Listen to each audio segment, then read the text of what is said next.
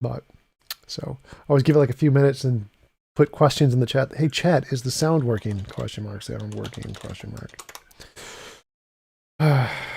And then I think it takes like 15 seconds for me to post a message and then to get to them and then for them to send one back. I think that's the delay. I think I've timed it. And that's best case scenario if they're paying attention. Yeah. Right. Usually they are. They troll me. The trolls Oh, are good. always in the audience. Like, nope, sound is not working. I hate you. Clearly they're telling the truth because that's clearly what he asks. All right, everything looks good. Clay, how's it going? Justin, Frank, all right, we're good. So, William, thanks for coming on. I really appreciate you taking the time to have a conversation with me. Would you mind telling us a little bit about yourself before we get started? Yeah, my name is William James Herath, and I have been in an apologetics ministry for quite a few years now. I've written a couple of books on apologetics and how to view the universe through the lens of reason, logic, and empirical data. And I believe that those all kind of point towards this fact that there must be something out there greater than us. And so I've been working with a college campus ministry. We call it the Deep Questions Club. And so everybody's got deep questions. Everybody has kind of these, things that they've been wondering about. And so what we do is we provide a safe space to just hang out and talk about the deep questions of like, does truth exist? Like, how did we get here? What's the meaning of life? It's like, what's up with ethics and morality and, all that kind of thing. And then, what happens when we die? So these are all big questions and everybody's welcome to our group.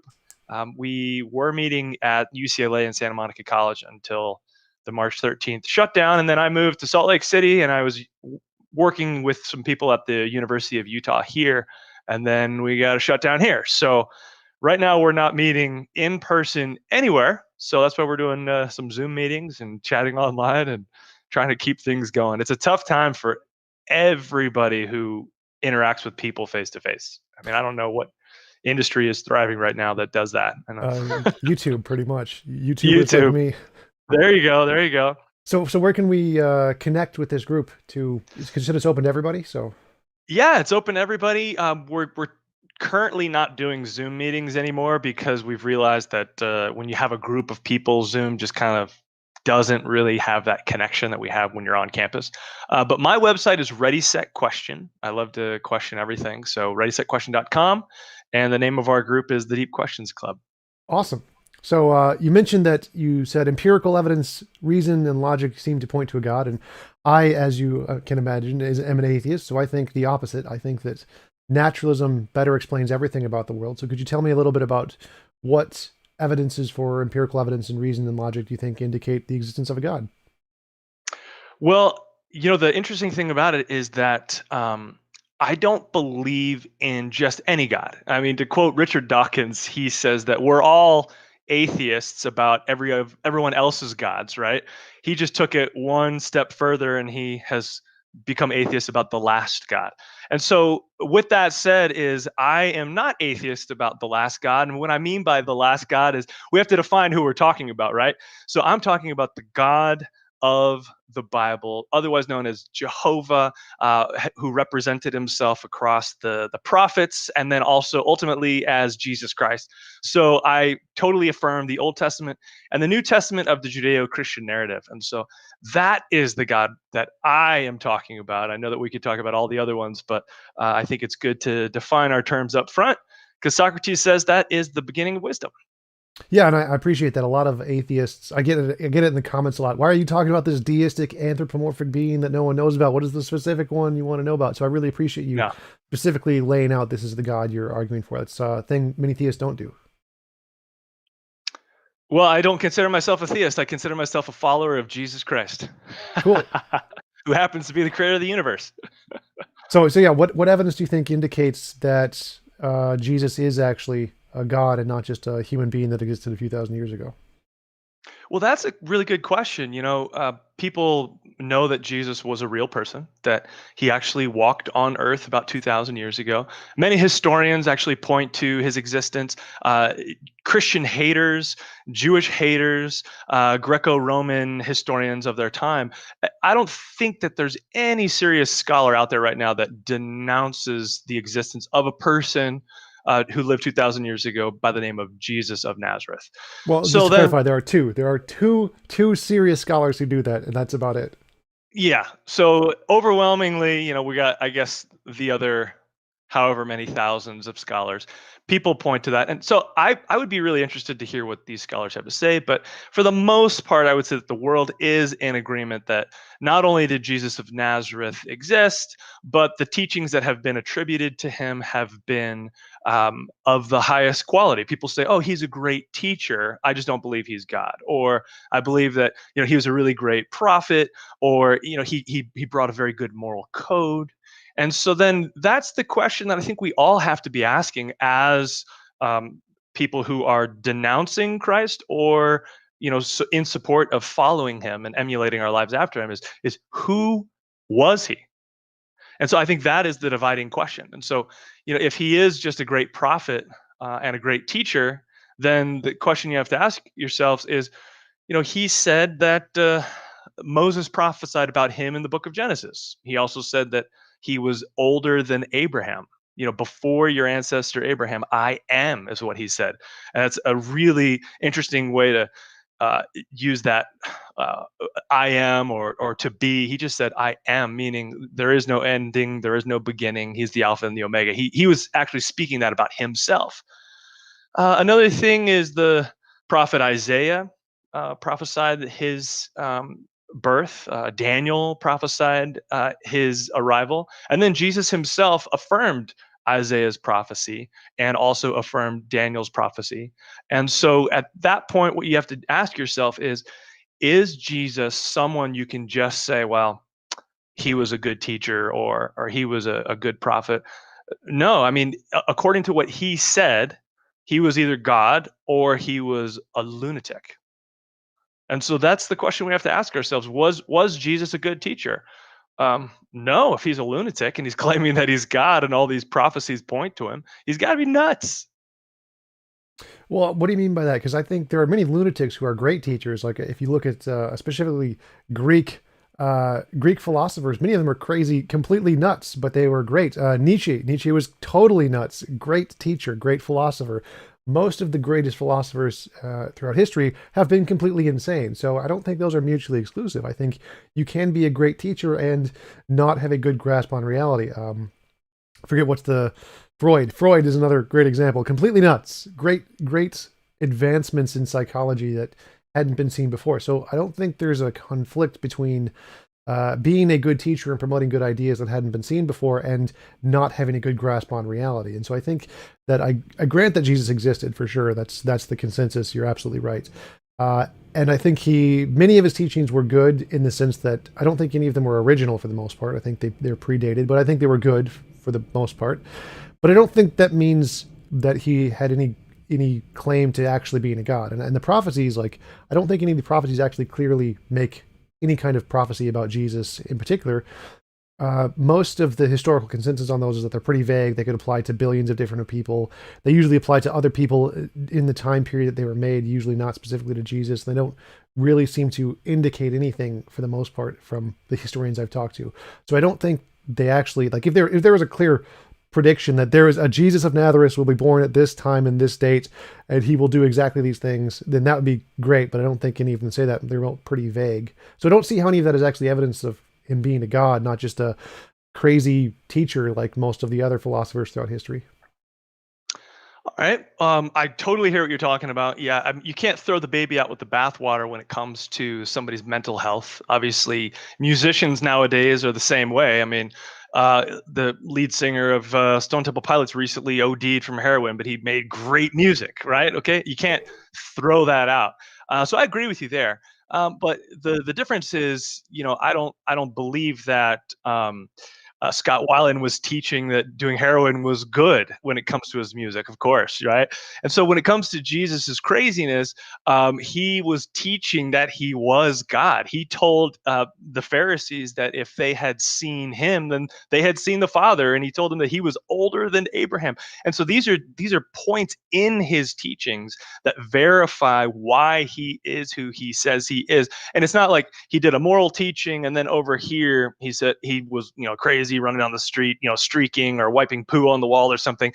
He was actually incorporating all of the potential lunatic ideas of this man God inside of his moral teaching. So at that point, it's really difficult to say that Jesus was a good teacher if all of those are blended together. And so I believe what C.S. Lewis had to say about it is that, there's a lot of nonsense in saying that he was a good teacher, because he was either a lunatic or he was who he says he was.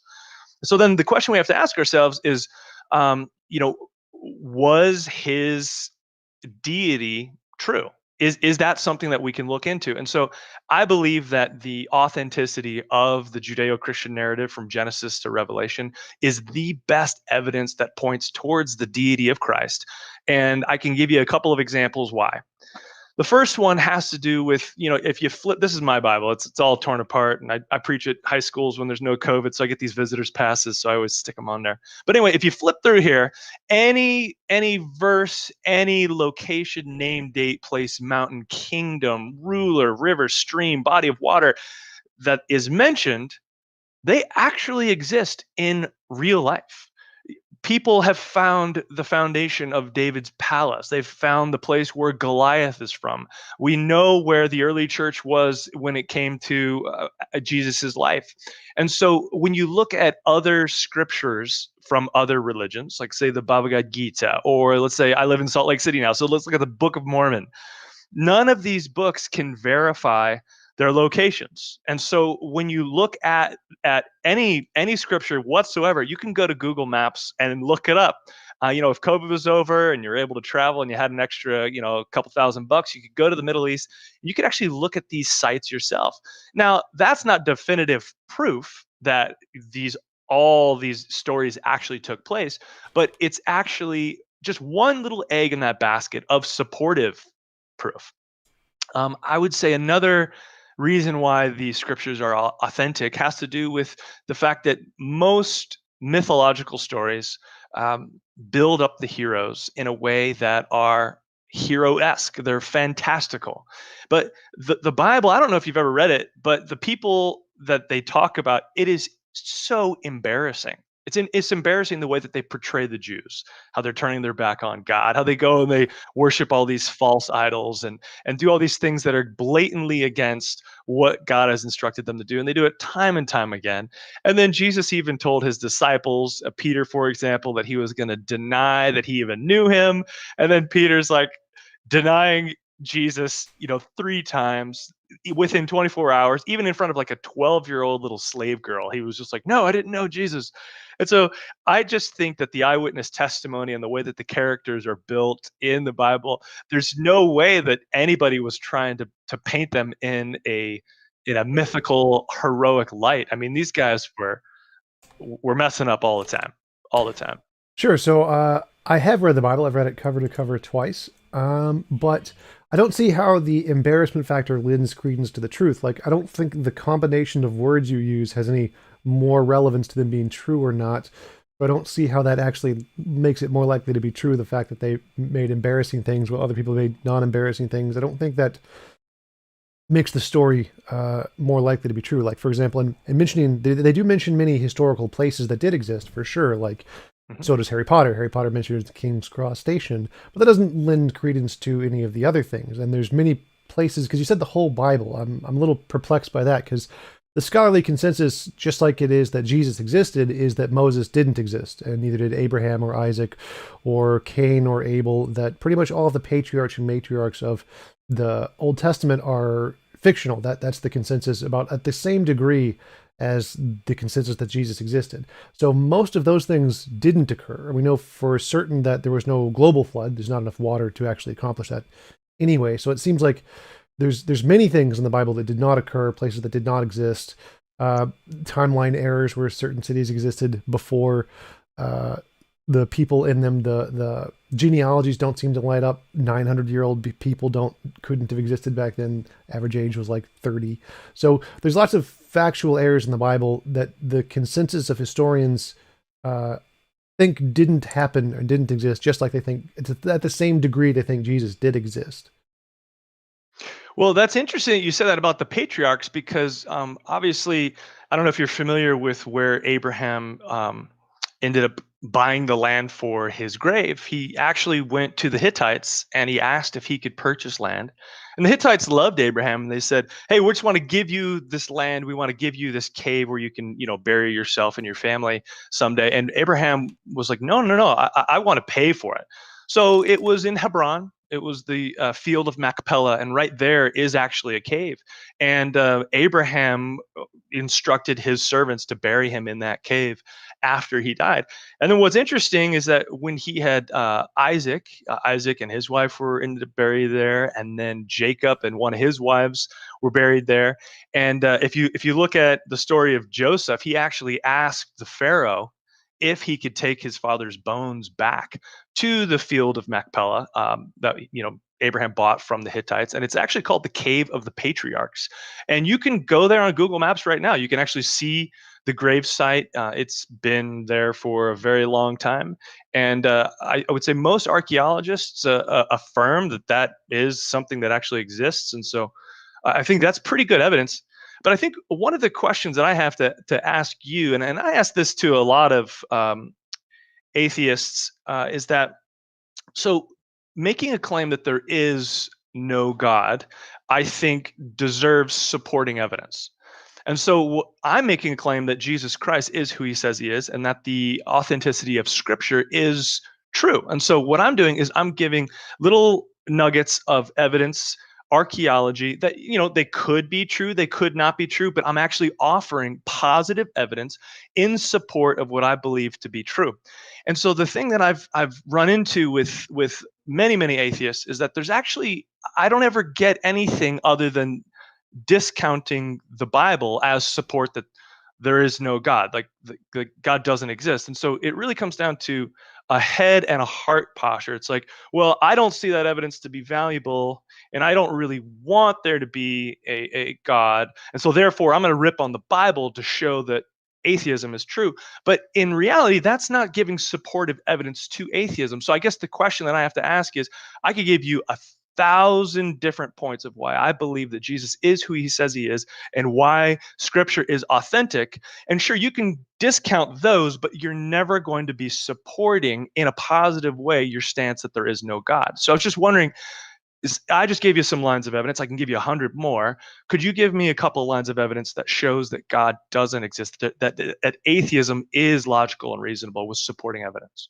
Sure, I'll definitely do that, but I just want to bring up that other point about the Tomb of the Patriarchs. I mean, there is a location that has that name, but there is absolutely no evidence that any of those patriarchs existed or their bones were ever there. That's the because again, I like evidence and I like the consensus. I go with the experts are pretty reliable. They know what they're talking about. Just like Jesus existed, I'm like, yep, they know it. I'm going to go with them. But they also know that those guys didn't exist. Moses, Abraham, Isaac, Cain, Abel, Sarah. They those are equally as fabricated as Jesus is equally real. So I think it's I guess I'd have reasonable. to ask you, how did you come to the conclusion that none of them are real? Because I just did a deep study in the book of Exodus, and what's interesting is that the brother of Moses, Aaron, was from the tribe of Levi, just like Moses was, and he was actually placed into the royal priesthood. And the royal priesthood actually has to go from father to son, right? And to father to son to father to son. So forcibly, what we would see is some sort of consistency when it comes to the Y chromosome. And so the Jews have actually sequenced their DNA within the house of Levi. And there's this really awesome anomaly that took place within the priesthood that actually shows that they had a patriarch around the time of when Moses would have existed. And that would have been Aaron, Moses' brother. And so I find that to be pretty great evidence in supporting that this priestly line has been passed down from Y chromosome to Y chromosome. And so I would say at that point, it's like, well, if that anomaly exists when it comes to the human genome, specifically within, the house of Levi, then why would we say that perhaps Aaron didn't exist and, Moses didn't exist? I feel like there would have to be some supportive evidence for the fact that he wasn't a real character, because I can give you 100 different points supporting that he is, but to just whitewash it and say, well, we know that these people weren't real. It's like, well, why? Well, yeah. Why weren't So they real? so there definitely were patriarchs. Okay. There were always patriarchs. So that's not an anomaly. That's the standard. So as you said, these were passed down from father to son, and it didn't really matter who the father was. They would always have this same genetic marker that the Y chromosomes would have the same uh, genealogical similarities. No matter if their grandfather was King Tut, you would see the same thing. It's just because any parental relationship is going to have the same genealogical similarities. That doesn't mean that it was Moses or Abraham or any of the ones from the Bible. And the reason we think none of them existed is because the historical narrative doesn't fit, the timeline doesn't fit, there's no archaeological evidence for any of these places, like the Exodus specifically. Zero archaeological evidence has ever been found to support that. So given the kind of story that it is, the numbers proposed, the where they traveled to, nothing being there shows that it probably didn't occur with a high level of probability. You can go through each of the stories, you get the exact same things, that most of them have no supporting evidence at all. That what they do is kind of like what Harry Potter does, is when J.K. Rowling mentions, here's King's Cross Station, that isn't evidence that there is one of the pillars that's magical and you can walk through it.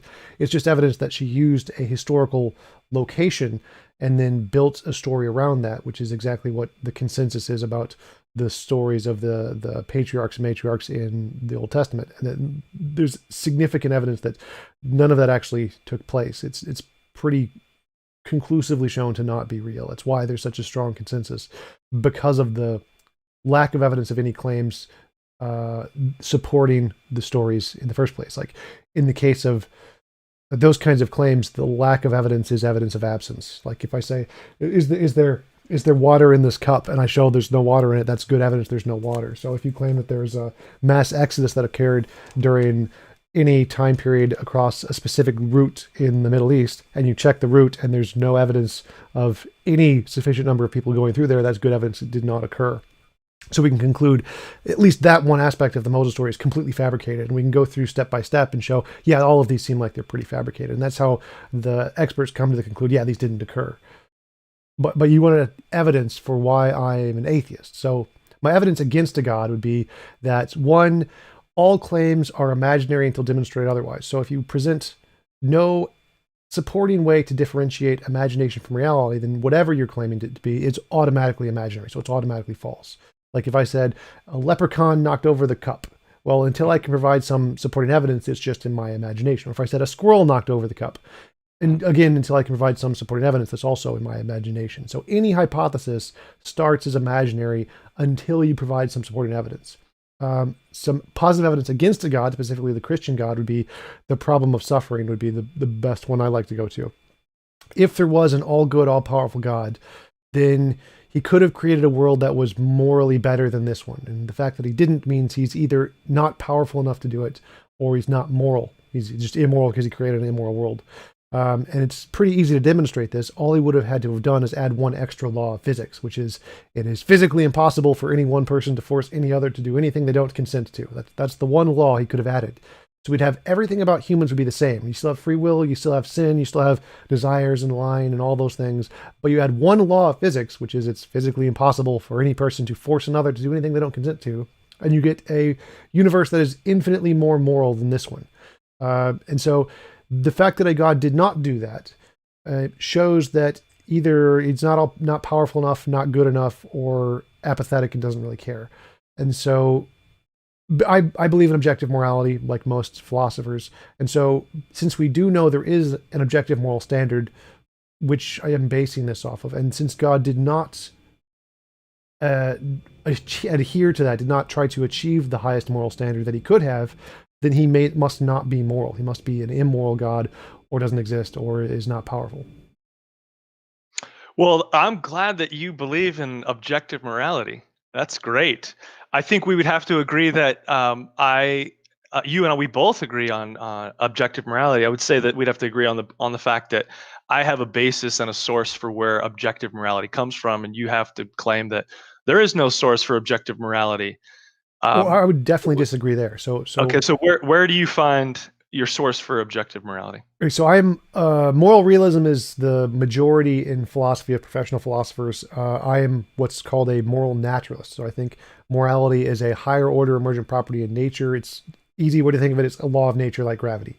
It exists kind of like fitness. Fitness is a property of animals that if they can survive in more environments, they're more fit. Now, so morality is kind of like that. It's analogous to that, where there's this higher order property that's objective in the world that describes how agents can interact in an environment, and that's what morality is. It's a law of nature. And so then non-humans have morality then? Yes, I would apply it to all conscious agents. Oh, wow. That's an interesting way to look at it. I mean, I guess you'd have to come up with some evidence, and I could do, what you do about the evidence that I present when it comes to affirming the scripture. But for the way that I've seen it, I don't see morality as being a law of nature. And I'll give you a couple of reasons why I don't see that morality is a law of nature. The first is that it requires an intelligence in order for us to understand what morality is. Because the thing about it is, when you have a law, let's say for example a moral law, right? It must be coming from a lawgiver, because laws don't get made without a lawmaker. For example, if you're driving down the street and you see a speed limit, right? That speed limit didn't just exist. It actually had to come from a municipal law giving body that said, we are going to give this law, and here it is. So when you look at practically everything, and here's some evidence for you why I don't see that leprechauns have knocked over any glasses, and I don't believe that God is like a mythical creature that I'm making up, because I actually have evidence to point to it. But I think one of the things that is really hard pressed for an atheist to talk about is, life coming from non-life. I think that's a big one. Obviously, Louis Pasteur did a lot of studying in that. He actually proved back in the 1800s that abiogenesis doesn't happen. He actually showed that non-life only is non-living, and life comes from life. And I don't know if you've heard of the law of, what is it? He calls it spontaneous. Generation. There you go, spontaneous generation. And another thing would be information. I think is a huge one that is really difficult to talk about when it comes to where does it come from, because most information comes from other information, comes from a mind. And when you look at the universe, I think uh, Dennis Prager, I don't know if you're familiar with him. He does a lot of commentaries and he runs Prager University. I actually have a quote from him that I want to read, because I think this is actually just quite phenomenal. So he says in which is called the Rational Bible, it's his commentary on the book of Exodus. He says that one must distinguish between non-rational and anti-rational, or the irrational. There is most certainly a place for the non-rational in life. Much of what is beautiful, love, and art, for example, transcending reason. And a great deal of good is achieved by not following the dictates of pure reason. For example, it is not fully rational for one to risk their life to save another person. But there is no place for the anti-rational. Are you picking up what he's saying here? It's not rational for somebody to risk their life to save somebody else that they would not benefit from. That is not fully rational, but it's not anti-rational. And what he's saying is, some atheists argue belief in a God who created the world and history and revealed his moral will through the Ten Commandments is also contrary to reason, but they equate lack of scientific proof with irrationality. While not scientifically provable, there is nothing anti rational about believing in a creator. On the contrary, that is anti rational. It is to believe that the universe came out by itself, that intelligence was not created by intelligence, and that life sprang from non life. And even though we have no evidence that it did.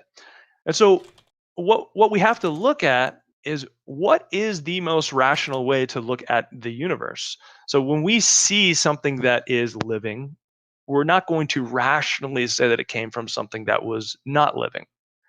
And so when we see the existence of a law, we're not going to assume that it came from chaos or lawlessness. And so what you have in the universe is this idea called entropy. And you have order that is moving to chaos. And it's quite irrational when we look at anything that we can observe, test, replicate, and verify that chaos will naturally form order and increase in complexity because of nothing. And so that's kind of where I see atheism as being counter what science actually shows us. Okay, yeah. So definitely a lot of things there to talk about. First is what makes a reasonable hypothesis. In my estimation, what makes something rational is if you have two hypotheses, like what knocked over the cup. If I think it could have been a squirrel, could have been the wind, someone could have bumped the table, could have been aliens, whatever. And if you say that my hypothesis is that a squirrel knocked over the cup, and your hypothesis is that the wind knocked over the cup, and I make a prediction. I say, if the squirrel knocked over the cup, I can look around the cup and see squirrel droppings, and then we go and look and we see, oh, there's squirrel droppings. That's really good evidence for my hypothesis, because mine could predict something about the world we didn't know yet, and it got it right. I mean, would you agree that that's a good basis of evidence if that one hypothesis can predict something about the future? That's good evidence, right? I would extend that as being good evidence if you had returned the favor to me, because Sure. that's exactly what I've been doing with the Bible. Like there's squirrel droppings, right? Proverbially all over, archaeology everywhere. Atheists will read certain passages and they're not doing what the author of Harry Potter did and putting something in that everybody already knows about. They're actually looking for cities that have not been discovered. For example, they had never found David's temple for many, many years. And then they started reading the scriptures for clues. And so there are about 25,000 different archaeological finds, artifacts that have actually been discovered, not haphazardly and then being like, oh, we found these and then look, they're in the Bible. But it's the opposite. They were found because somebody was reading the Bible and wondering, I wonder if that actually exists. And they go out and they look for it. And so I mean, if you can extend that as good evidence towards me affirming the Bible, I would extend good evidence for seeing squirrel droppings around a knocked over cup. I just think that if we're going to have a street here, it's got to be a two-way street as opposed to a one-way. Oh yeah, So yeah, I'm happy to grant that future okay, testable predictions are evidence for anybody. I mean, I don't think sure, those are future testable predictions. Like if the people at David's time knew about David's temple and they wrote about it in a book, they're not predicting that David's temple like would be built in the future. Like if it was a prophecy, that would be a future testable prediction. But if they're just writing down that there was a temple at this location, they're not predicting anything. They're just describing what they already know. So if right, they and we didn't know where it was. right, So somebody read the Bible and then went and found it. And so what I'm saying is that when I gave evidence about archaeology, you kind of like washed it over and just dismissed it. And so then now you want me to affirm evidence that you're giving, and I see the evidence as being equally as compelling. And so I just want to make this a two-way street. what do you mean? So if someone 2,000 years ago wrote down that there is a temple in this location, I mean, they that person obviously knew where the temple was. So they're not predicting anything. They don't know anything about the universe.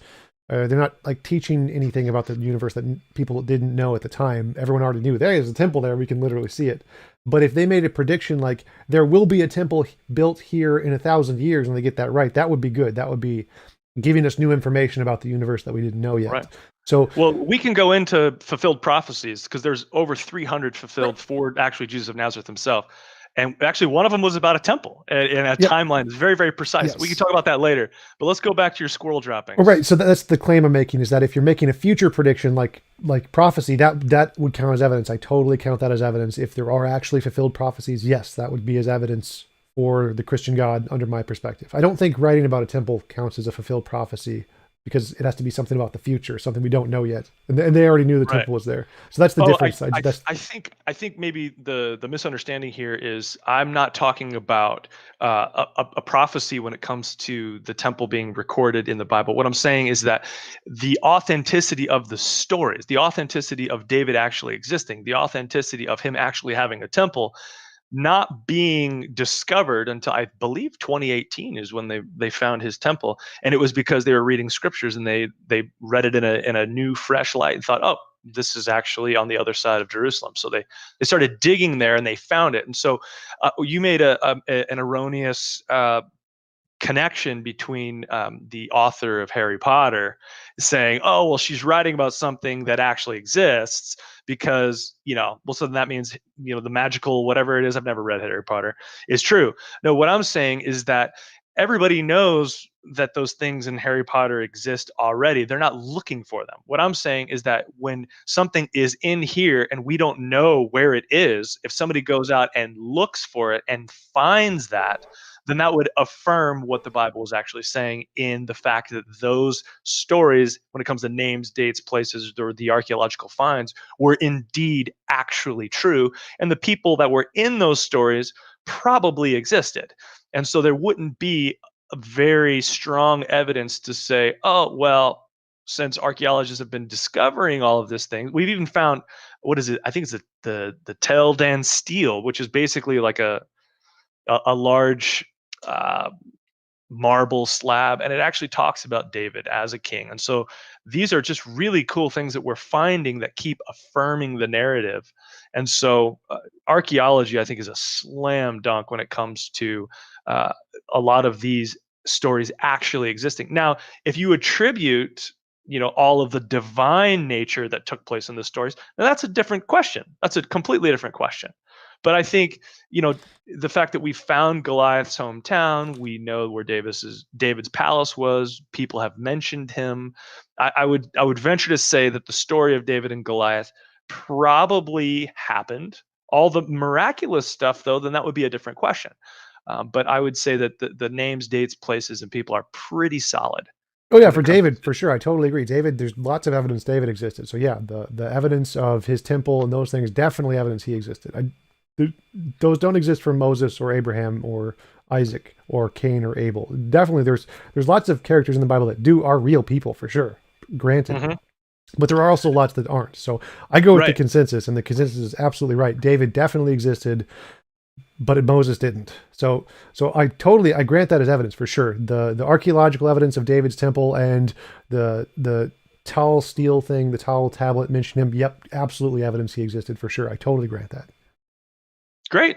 Yeah. So you just need more evidence for Moses and that's totally fine. I can give you more later, but okay, cool. So let's continue with your squirrel analogy. Yeah. So what makes a good hypothesis is one that can tell us something about the world, like the archaeology or like the squirrel droppings. If it can give us predictions, then that's a good way to show this hypothesis is better than the alternative, like that David didn't exist or whatever. So in the case of the origin of life, we have two hypotheses, either one it's intelligent design or one it's caused by natural processes. And the reason we go with the natural processes is because it's made tons and tons of these predictions. For example, we said that if life comes about by natural processes, we can see RNA being formed and molded on clay on its own in a natural field. And we've discovered, we do see that. We can see that occurring. And we've predicted that, well, if life needs a cell, in capsule kind of thing, and we can see if that occurs naturally, we should be able to see it in these kinds of environments. And look, we also see that happening on the same clay for the RNA.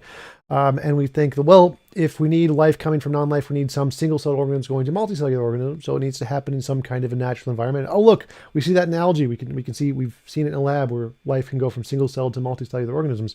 So in the naturalistic hypotheses, if we just look at it, we just discovered DNA yesterday. It looks really complex. Like, yeah, all codes we see are made by a mind. This is a code, therefore this is made by a mind. That's a reasonable argument. But then if we start looking at the discoveries, it seems that, well, these guys over here who thought it was not a mind, they seem to be getting a whole lot right that the design people aren't getting right. So it seems like the fact that they've been able to make testable predictions shows that the life from non-life, the abiogenesis hypothesis, is significantly more supported because it's the one making progress. It's the one who has the archaeological evidence for David, and the intelligent design one has none. It's never produced any novel predictions as far as I'm aware, and that's why the consensus in biology is, abiogenesis, RNA world hypothesis. These things are the most supported hypotheses. Obviously, we haven't proven the origin of life yet, but the most supported one with evidence is the one with the archaeology, like David. So that would be why we go from life to non-life. You also mentioned laws come from a lawgiver. Well, that doesn't really make sense in science. None of the scientific laws come from a lawgiver. They're just descriptions of the way the world works. So Newtonian gravity is a description of how gravity operates on large bodies in a solar system. Einstein's general special relativity, same thing. It's a more accurate version.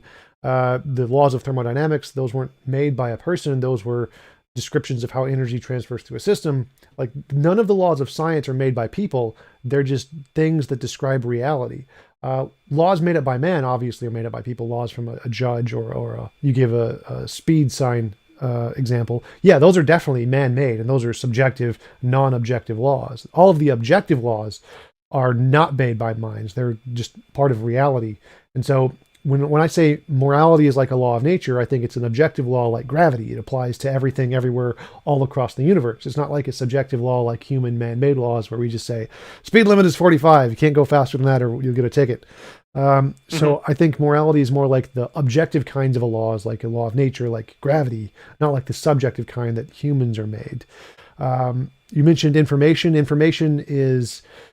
Information theory was invented by Claude Shannon in I think it was 58 or 64 when he wrote his paper on information theory. And information is simply can be produced by any stochastic system. So information comes about by natural processes, just by definition. Like, of every definition of information, both Shannon information and Kolmogorov information, they come about by natural processes all the time. Can you give one example? Dice produce information. So just literally any stochastic How are system. dice a natural So, phenomenon? Don't they already contain oh, information on them from an intelligent design? okay. Well, there's Yeah. rocks falling on a beach leaves information. Like, if the rock falls, it leaves an indent of the rock on a beach. The indent leaves information about the particles in the rock, about the weight of the rock, the speed of the rock. Waves pushing up on a beach leave information. When the sediment from the waves hit the beach and grow crystals, that leaves information. Crystals create information. Like, literally every natural system. Everything is information. So I think what you're doing right now is you're actually conflating your definition between information and usable code. And so, yeah, like an indentation, it's going to produce data. We can measure it and we can go out there and be like, oh, look, we're getting information from this. But that information isn't actually existing in anything that is usable or tangible.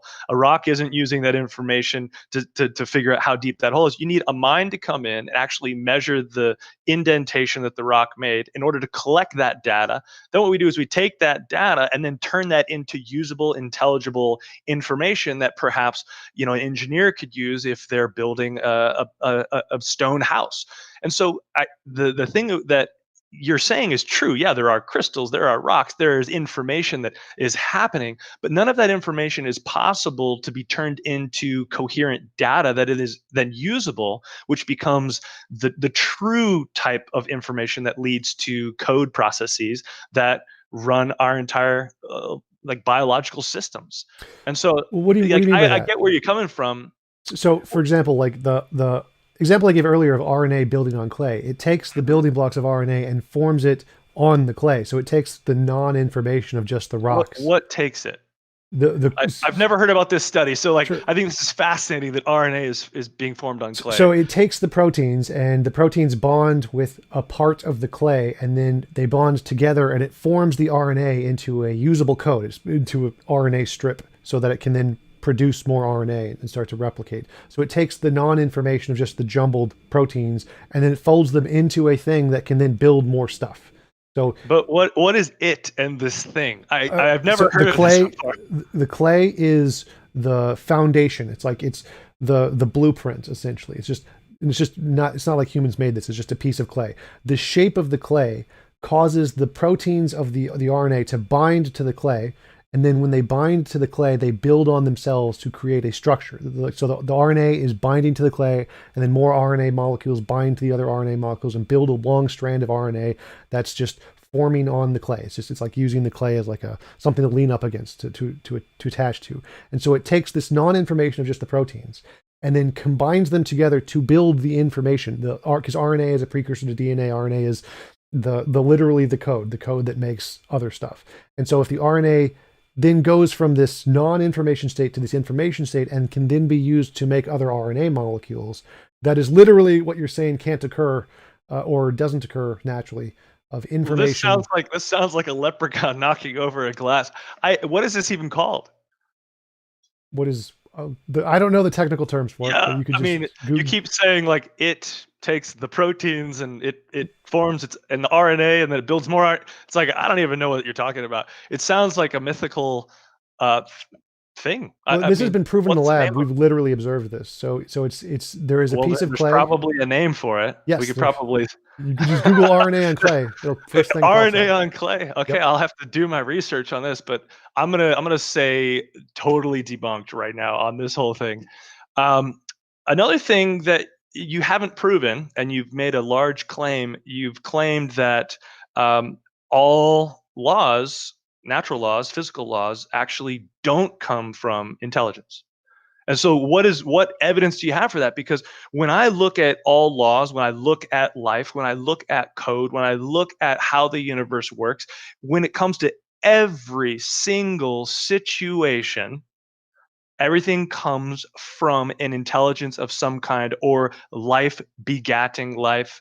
And so I would extrapolate that if the first cell, was going to come into existence, it would have to come from some sort of life or intelligence, because every other living cell that we have seen on the planet, when it comes to our parents, when it comes to even animals or fungi or whatever, it's always life giving to life. And so whenever we see laws or we see information, when we see usable code that's applicable, it always comes from some sort of intelligent application in every field. And so when we back it up to the beginning of the universe, all of a sudden, poof, now we can just say, well, none of those laws, none of that information comes from anything. Yeah, that's science. Well, what evidence do you have that you can show that gives even one grain of support that all of that complexity can be pulled out of chaos and grow? Like one line of evidence. Well, I just gave you one. So the RNA in clay has been proven definitively. It is the I've already consensus. debunked that one. No, I've you never heard of haven't. it. Okay, The so give fact me that a you've different never one. heard of it Give doesn't me a debunk different it. one. So no, this is a But proven you can't scientific explain fact. it. You don't even know the name of it. The fact I know a You name of can't it, you can't RNA use on you can't clay. use that as evidence if you don't even RNA know on the name of it. clay, Harvard EDU, a roll of clay in formation of the first cells. I just debunked you. So I just Well, Googled you gave me this. nothing. What are we looking at? Show me a link. Harvard.edu. A Harvard.edu. roll for clay in the formation of the first cells. They RNA created the origins first on cells. sheet. No, so This is RNA, amazing. RNA. This is like groundbreaking for me. I've never even heard of the first cells being made. No. See, RNA is a precursor to cells. RNA makes DNA, DNA makes proteins. There's a sequence there. So you start with RNA. RNA forms on clay. RNA Okay. origins in a sheet of clay. Here it is. It's the fancy name you were looking for. Montmorillonite catalyzed formations of RNA oligomers. There you All right. go. Just because you came up with a fancy name doesn't mean that the study is true. I mean, Francis, what did those guys do? The Crick, guys who Was it Collins, Francis Crick? No, Collins, it was Francis the Collins. Urey-Miller experiment. Those guys created chains of amino acids, but they were messing with the conditions for the early Earth. I mean, if they're Well, wait. the We don't care about the early Earth here. All we care about, can life come from non-life? It doesn't need to be the well, early no, what Earth. I'm saying is that those guys totally faked their experiment. They weren't creating the amino acids that they said they were making in an honest way. What they were doing is they were running the experiment, then they were filtering them out because there was a tar substance that would actually break down the amino acids that they were trying to produce, and then they released their findings. And so the thing about it is, like, this clay thing, this seems like amazingly fantastical. I would have to read through it and see if what they're doing is similar to what the Miller-Urey experiment was, where they're like putting RNA on clay and then adding all these different things to it. And then here's the claim right here. Let's just say this is true. Let's just say that the clay RNA is like totally legit. So we've got a bunch of RNA. Now what? What happens? Like, how do you get RNA to you and me? Like, that is how do you get RNA even to a one single cell? I mean, I could give you a healthy single cell, a stromatolite, one of the most basic rudimentary organisms on the planet. Okay. I could give you that cell and we could slice the cellular wall. You would have everything out and open and available for it to all come together. And guess what? It won't. It will die. That cell, RNA being by itself, and then let's say you could somehow figure out how to get DNA and mitochondria and a cellular wall. Like, how is that even? No, it's like having the parts for something doesn't even lead to one functioning cell ever. And we can take functioning cells, take them apart, and have all the fresh parts to it. It's never going to become a living cell. And so, even if I haven't researched this clay thing, it looks pretty lame. It looks like it's going to be debunked pretty quickly. But even if we did have RNA, then what? Then RNA would make DNA, and DNA would make proteins, and the proteins would build cell walls, and then you get a cell. It's literally the RNA It world would totally, hypothesis. yeah. It's the opposite of entropy, which is a scientific fact. This is so irrational, man. What do you mean the opposite of entropy? Because it's not in any way the opposite of entropy. Entropy is basically complexity going to non-complexity. We have a Nope. thermodynamic universe and we're going towards a dead non-thermally dynamic universe. We have literally that everything is aging. We're going from order to disorder. Like, I don't know the exact definition of entropy, but I've given a pretty good synopsis of it. And what Well, you're saying, entropy is the second law of thermodynamics that that a system will go from order to chaos, or you're right. so That's exactly so what I'm saying. so. So But you're wait. saying it's going to go from chaos to the order of a functioning single cell. Yes. So what we have in Wow. entropy is that when you have energy like the Big Bang, and the Big Bang causes these particles to start to form, like hydrogen and helium, and those particles gravitate together from gravity and form these things called stars, and these stars emit energy in the form of Hmm. electrons and heat, and that energy then hits a planet like Earth. Hmm. So the energy from the sun is then transferred into the cells, which then builds the order. So all of the energy is still going down. This doesn't violate entropy. The energy that we're getting, we're not generating energy from anywhere. We're getting energy from the sun. So it doesn't in any way violate entropy, because entropy is just that the amount of energy is going to go down, and it is because we're not generating energy. We're using it from the sun. So it doesn't violate entropy. It when it comes to energy, I would agree, but the energy from the sun it does so much havoc on living cells. And so the thing you have to think about is you're postulating that RNA all by itself, right? Then all of a sudden somehow DNA, which is extremely complex as well, mitochondria, and then a cellular wall. It all came because there's like extra energy. It's like, Well, I this mean, is we can add, just we about can, entropy. So entropy is the right? second Well, law of thermodynamics I'm that says the level of energy will go down. So to violate the second law, you'd have to have the level of energy go up, and life does not cause the level of energy to go up, so it doesn't violate the second law of thermodynamics. That's the point here. for sure. When it comes to energy coming from the sun, yes, we're not worried about that. What I'm saying is that we have this random idea of chaos becoming order. And chaos does not become order no matter how much energy you add to it. You have to have some sort of mechanism that causes it. So let's say you've got this cell, right? The cell is amazing, it's perfect, it's flourishing. Uh, how does it metabolize food? I guess it knew that it needed to metabolize food. So then let's say it metabolizes food, it's living its life, but then it dies. But no. It knew how to reproduce. It had that coding, it had that ability, and then it reproduced before it died. And then all those people also know how to metabolize and reproduce. And the information that it takes and the systems in place for just metabolizing food are phenomenally complex. I'm not seeing the whole clay mud RNA thing producing this, no matter how much energy you put into it, no matter how much time you put into it. Then the luck that this single celled organism that came up out of clay is able to also reproduce. And reproduce is also very, very complicated. And so I just don't see how this is going it from this is like chaos to order, and it seems irrational. It seems completely irrational because we don't see life popping up anywhere else. We don't see non-life producing life. We don't see order coming from disorder. We don't see actually usable code and information increasing in a genome. We have different various sizes of genomes, but we don't ever see a complexity or an acquisition of code sequences. We don't see that. Wait, what do you mean? So, well, the reproduction part I already explained. Like RNA can copy itself. That's reproduction. How does it have that ability? Why does it know that it needs to Physics. copy itself?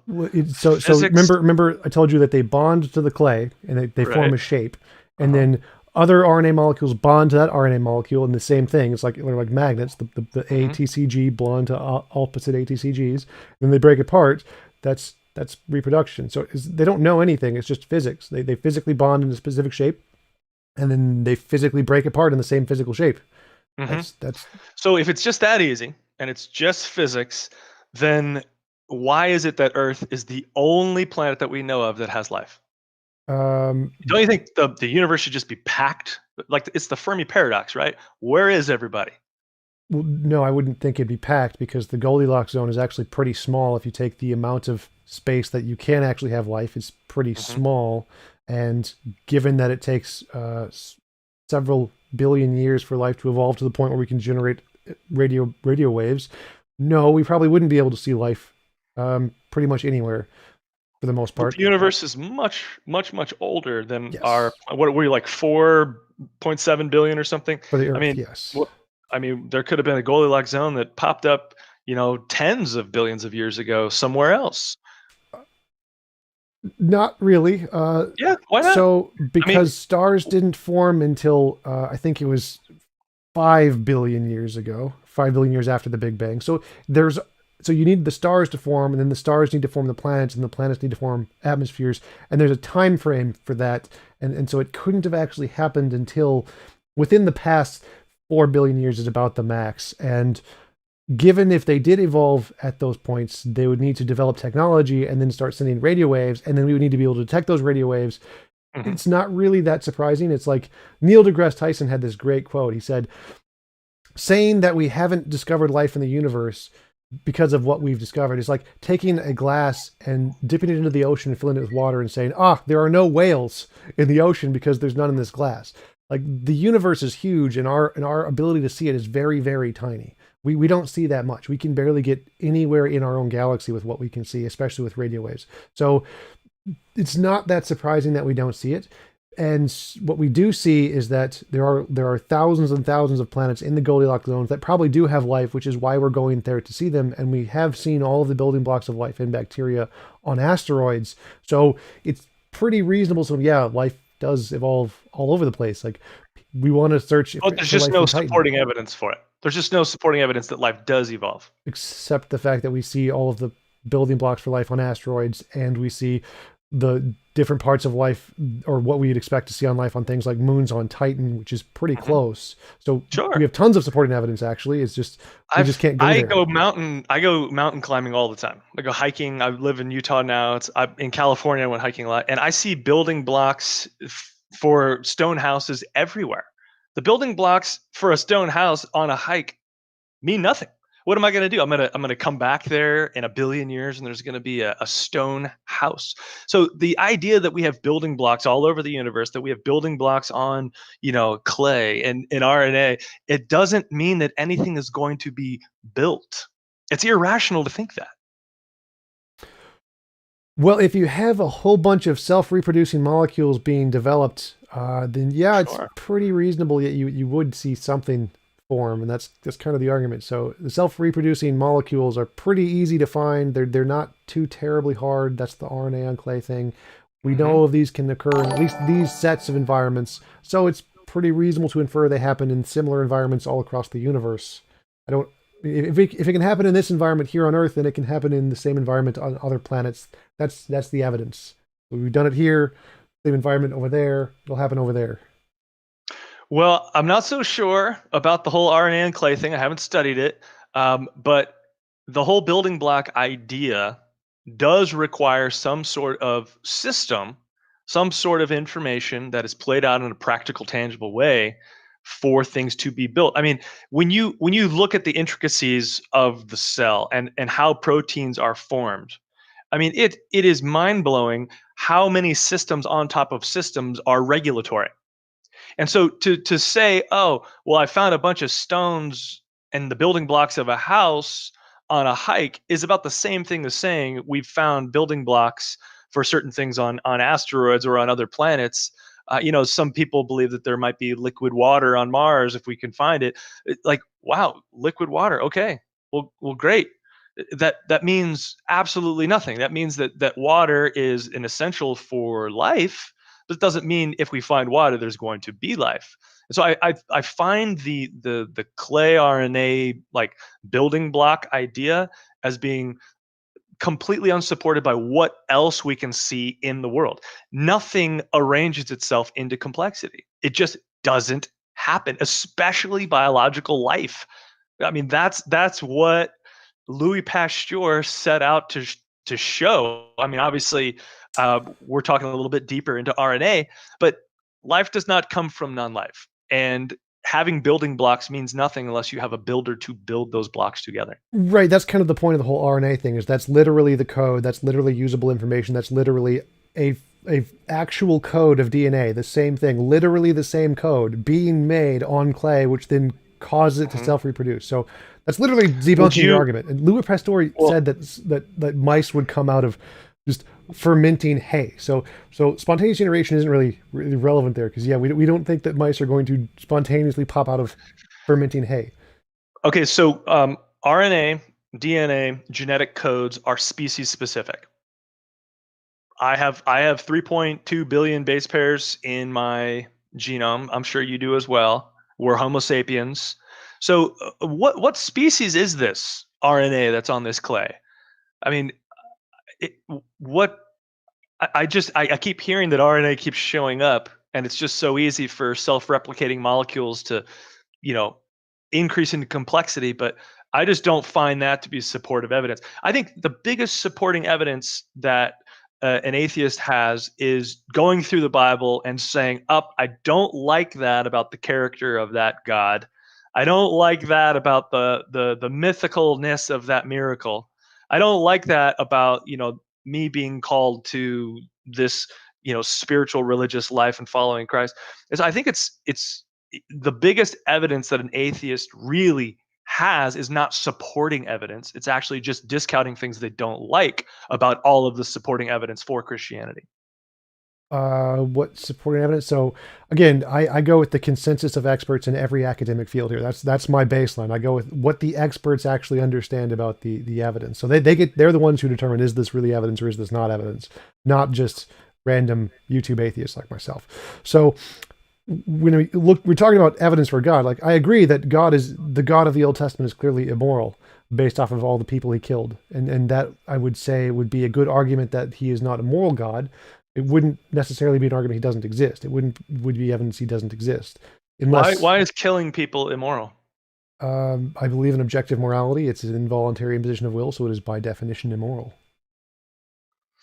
Well, I think you're about half right. Killing might be immoral. I know murder is definitely immoral. So killing an innocent person for no reason. The death penalty, for example, is not immoral when it comes to the law in the Bible, because they're not an innocent person. And so when it comes to somebody who has violated a moral code, then we have to say, if it is objective, then give me the concrete, unchangeable, objective moral law that you claim there is, because it kind of seems like your objective rules change whenever it shifts your argument. So are we going with the objective morality of the Ten Commandments?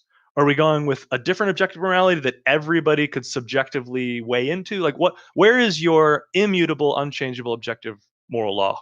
Where can I study this? The same way you study any scientific fact, you look at the phenomenon and plot out the pattern, describe it with the principle, and make predictions. So my immutable, unchangeable law is any involuntary imposition of will is immoral.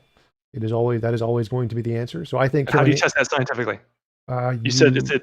Yes. So moral naturalism, Stanford Encyclopedia of Philosophy. You can go through the complex stuff there. It pretty much you look at the evidence. So moral intuition, moral progress. Those are the things we're just talking about with morality. We say, well, what is the pattern in these? I think the pattern is in any involuntary imposition of will is wrong. If I'm right, I can make predictions about how moral intuition and moral progress will change over time, which is what I do. And if I get those right, then that's good evidence my hypothesis and my understanding is correct. So it's yours. I'm just trying to find the objective one that is standard that we can study and all kind of unite around and be like, okay, this is the objective truth. Right. So objective morality isn't solved in philosophy. It's kind of like dark matter and dark energy. We don't know with 100% certainty what the answer is. We have a bunch of different theories, and whichever theory gets the evidence right is the best one, kind of like Newtonian general and special relativity. It's like you look at the evidence, make a prediction, and if it gets it right, then your model is correct. So everybody is looking at the evidence, trying to make predictions, and we're waiting to test those to see which one is right. Right. So what I'm saying is that your claim that God is immoral, so therefore, you don't like him, right? And then therefore he doesn't exist because you don't like him, right? Well, no. Remember, I said that doesn't prove he doesn't exist. It just proves he's immoral.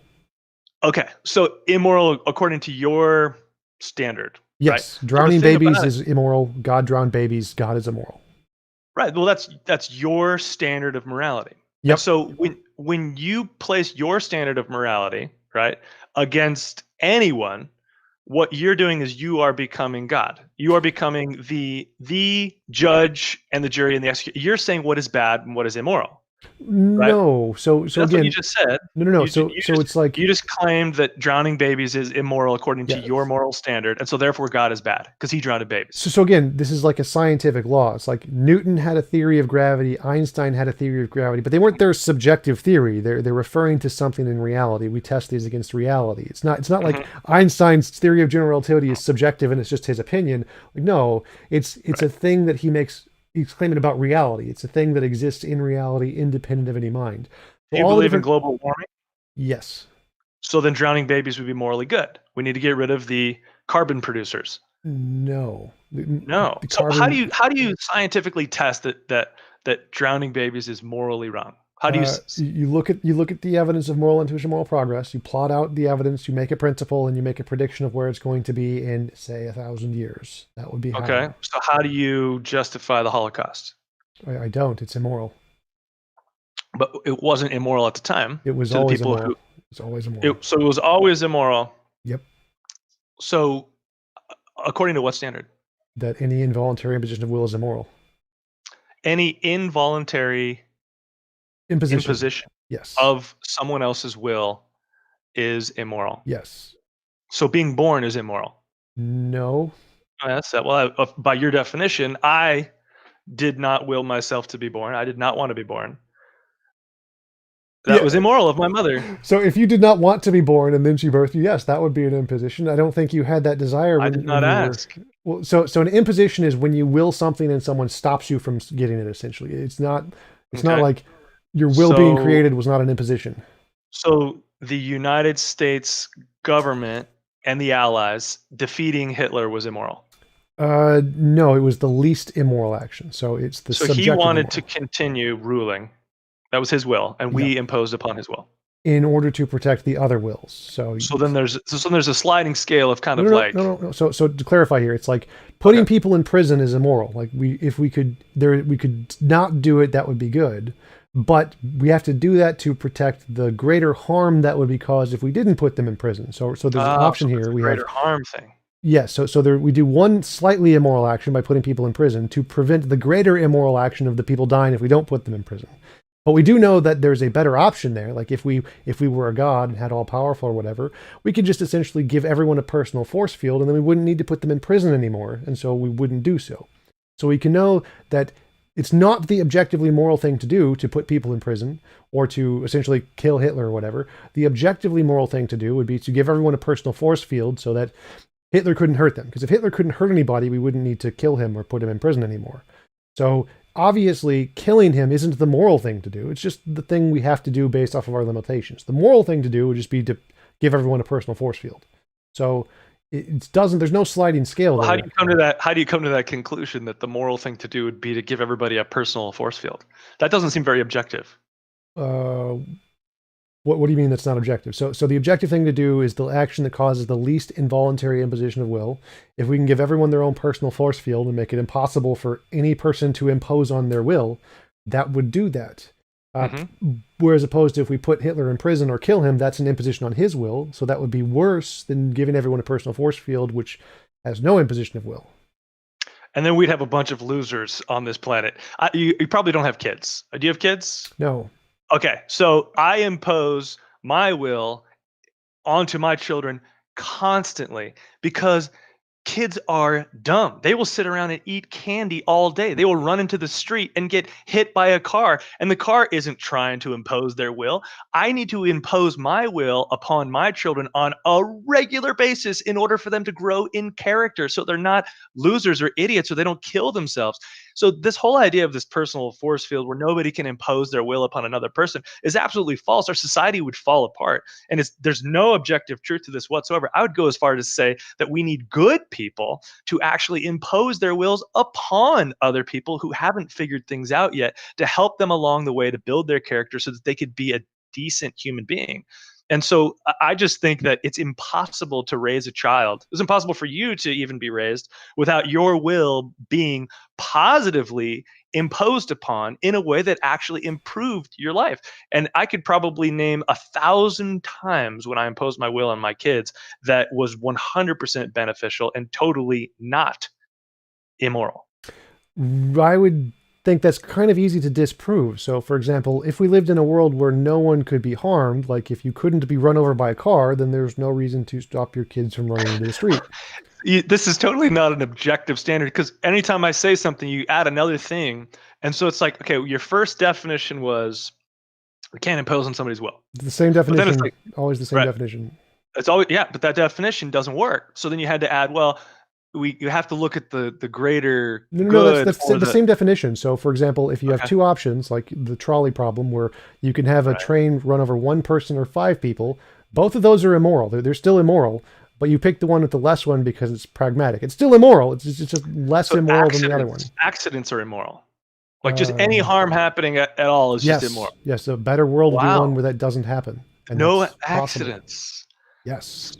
That is a really better irrational way to look at the world. It's extremely irrational. Okay. How is that irrational? Because irrationality means corresponds to logic. So there's no. So you're basing that God is immoral because you want to live in paradise. No. I'm saying God is immoral. That's essentially what you're saying. No, it's not, because I didn't say anything about paradise. Explain it better. I said God is immoral. There's no accidents. We all have a personal force field. Nobody gets hurt. Accidents are immoral. Sadistic acts are also immoral. Infringing on somebody's will, even if it's benefiting their character, is immoral. I mean, it seems like a false utopian paradise that just won't ever exist, and so therefore God is immoral, and then you don't like him, and he's not real. Yeah, I don't think you're following the argument here. So, one, all of this I said is possible. All of this is possible with human technology. So if God can't do it, God is just inept.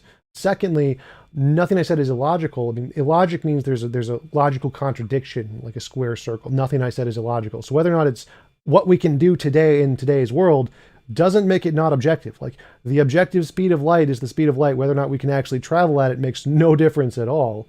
And this is clearly more immoral. So clearly immoral to impose on someone's will. Drowning babies is immoral. God drowned babies, God is immoral. A world without that would be objectively more immoral. You can disagree. You can say drowning babies isn't immoral. And then I'm just going to appeal to the intuition of everyone who's watching and say, well, if you think drowning babies is immoral, you're probably on my side on this argument. And then we can just wait. Well, I'm not validating the morality of drowning babies or not. What I'm saying, I'm looking at the argument. Right, and the argument is God drowned babies, and that's immoral. And so if you think drowning babies is immoral, then you'd be on my side. That's kind of the point. So it's clearly a better world if we didn't have involuntary imposition of will. Like all of the cases with your kid, the kid's example, that's a great one. If you didn't need to impose, the only reason it's okay to impose your will on your kids is because if you didn't, then there's going to be a greater consequence on their will later in nature. Like if you don't stop them from running into the street, they'll be hit by the car. But we know that's not the objective moral thing to do because there's a moral thing you can do.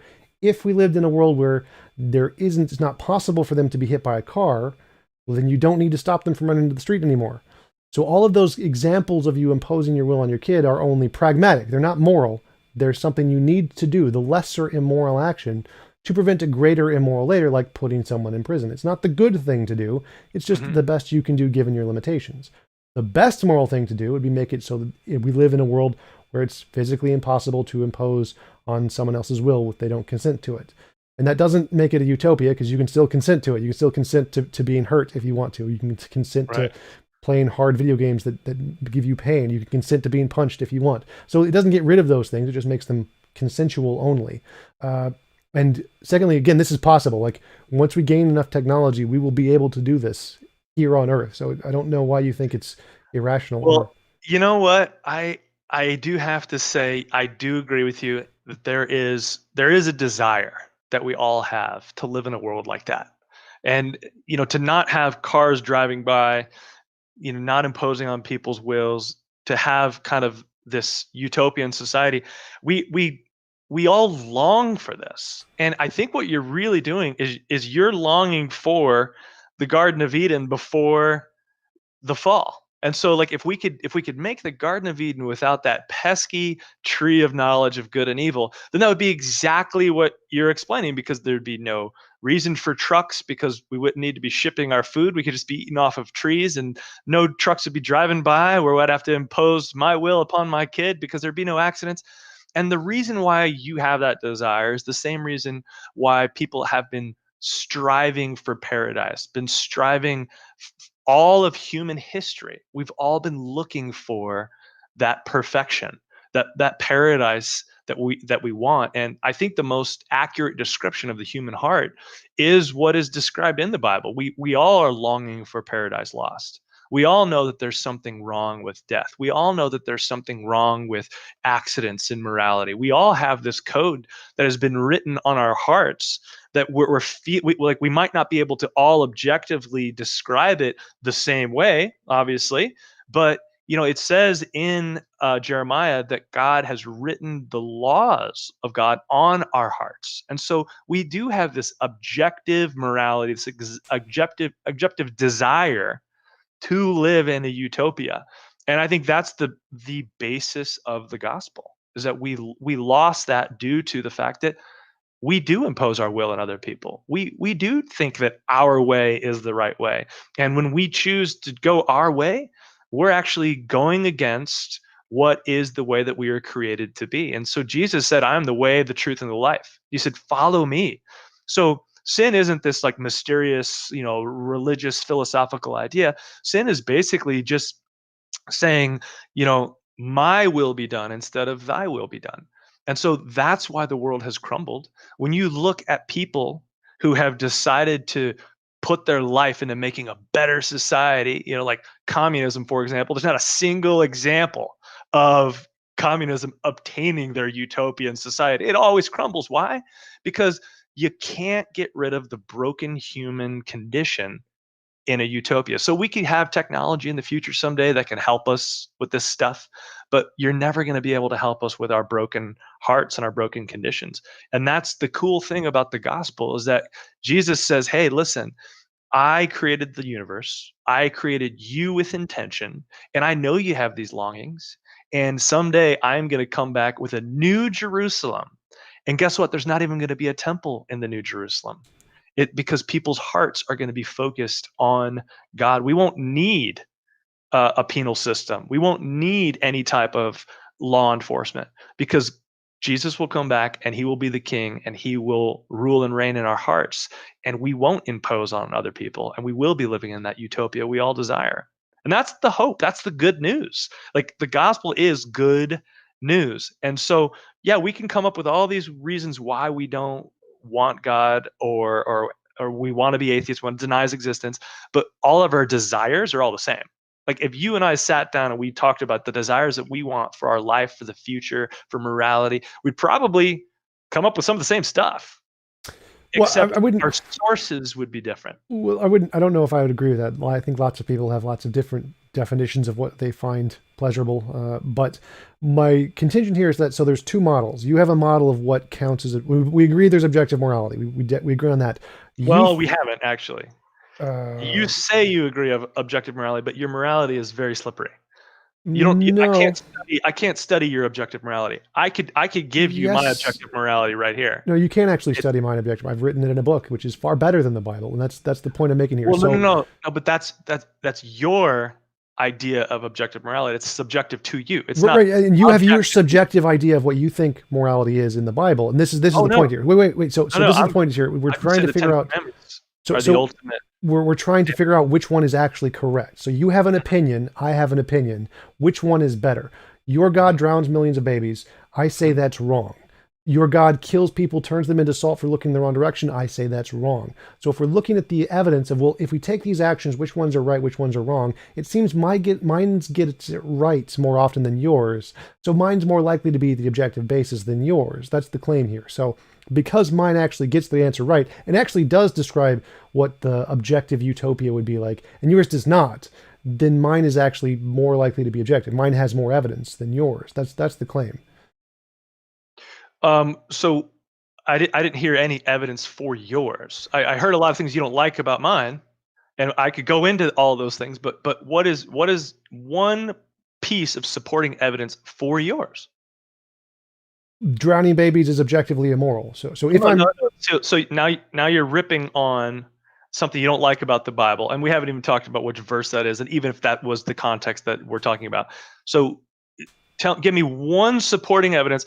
Don't talk about my God or my book or the Judeo-Christian faith. Give me supporting evidence that your moral objective code is supported. okay, when we're talking about evidence for a moral code, what we do is we give an example of a moral act and we say, does this moral code accurately portray that moral act as being moral or immoral? If it gets it right, then that's good evidence for the moral hypothesis. If it gets it wrong, that's bad evidence. So if you have an example like drowning babies, and this model says that's moral, that model is probably wrong because it takes the moral action and it gets it in the wrong category. Okay, so you're doing it again. Well, no, this is how moral philosophers talk about philosophy. In order to assess if one moral system is correct or incorrect, what you do is you take a whole bunch of lists of moral actions and you see, can this moral system accurately describe the morality of those actions? If it can, that's a good model. If it can't, that's a bad model. So what counts as evidence for a moral system is you list a whole bunch of actions like, is drowning babies moral? Is killing Hitler moral? Is what should we do in the trolley problem? Is pull the switch or not pull the switch? And you take the model and how it answers these questions to assess whether it's a good model or not. So one of the examples I'm using is the drowning babies one. Is drowning babies immoral? In my model says yes. In the Old Testament model says God can do that and is totally fine. So clearly, depending on what we do to assess this, it seems that that answer is the wrong answer for the Christian Bible. So it got morality wrong. So it can't be the objective standard. Whereas mine seems to get the answer right on that one, which is drowning babies is immoral. That's how we assess evidence. Okay, all right. So now explain to me how the God of the Old Testament got the moral objective code wrong, It drowned millions of babies, and explain. and that's immoral. And what was the context? Where is this from? What is this? The global flood. Global flood. The context. What else are you on it for? Like, so during the global flood, God did not like what the humans were doing, so he drowned the world and killed everyone. Mm-hmm. Yes. Right. That's immoral. That is not immoral. But yeah, that's the point I'm making. So you think it's not immoral to drown millions of babies. I think it is. And so if we're assessing these two models, it seems like You're the one who's putting words in my mouth. And what I would suggest doing is actually looking at the context, because I get the global flood where it kills people, right? But it is not immoral to kill people. It is immoral to kill innocent people. It is murder is what is immoral. And so there were lots of babies at this point, I'm assuming, and they yes. weren't innocent. Here's the thing that's beautiful about omniscience. Okay, so God struggled with this decision, right? He doesn't want to wipe out his creation, but then you want to just read it? Sure. It's pretty great. So to give you a synopsis of what's happening, let me just see if I can find it here. I know his genealogy is Genesis 10, right? Yes, it was. All right. So it's buried in the genealogy. Let me just give you off of my memory here. So the world becomes kind of the my way instead of thy way, like we talked about earlier. People are doing everything that they want to do. So there's no longer anybody who is focused on morality, right? The moral code. People are lying. They are killing innocent people. They're murdering, right? They're stealing from each other. And so God basically finds favor in one man, and that's Noah.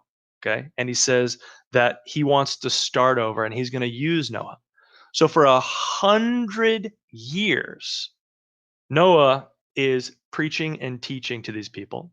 He's telling them that a flood is coming. He gives them a choice. And so God knows the hearts of every single person, whether they are 100 years old or whether they're a baby. And God determined in his omniscience that the same thing was going to happen in the next 100 years. People were going to be scoffing at Noah, making fun of him, making immoral choices, being raised by scoffers and immoral people. And so, like begats like. And so, at that point, God decided that the innocent people left on the planet were eight people. And Now, so, okay. according to a moral code where capital punishment is not immoral, right? Then killing innocent people is definitely immoral. But that's not what happened in this story. And God actually talks about the fact that there is no one left except for Noah. And so that's, part of the story where you're like, okay, listen, God is omniscient. If his attributes are truly what he says they are, then I have to subscribe to the fact that he does know my heart and he does know your heart and he knows Noah's heart. And there's only two people in the universe that know my heart, and that's me and God. And so in the case of Noah, I would say that what is happening to everyone here today, God knowing our hearts, he made that decision and no, he didn't kill innocent people. Okay, so I didn't say innocent people, remember? I said babies. So in your Right. model, it is moral to drown all of those babies. And in my model, it is immoral. And so if we take the two different moral paradigms and we say, well, what is the correct solution in this situation? Take the situation before God drowned the world. What should we do? God says the best action here is let's drown all of the people, including all the babies, whereas my solution is give them all personal force fields.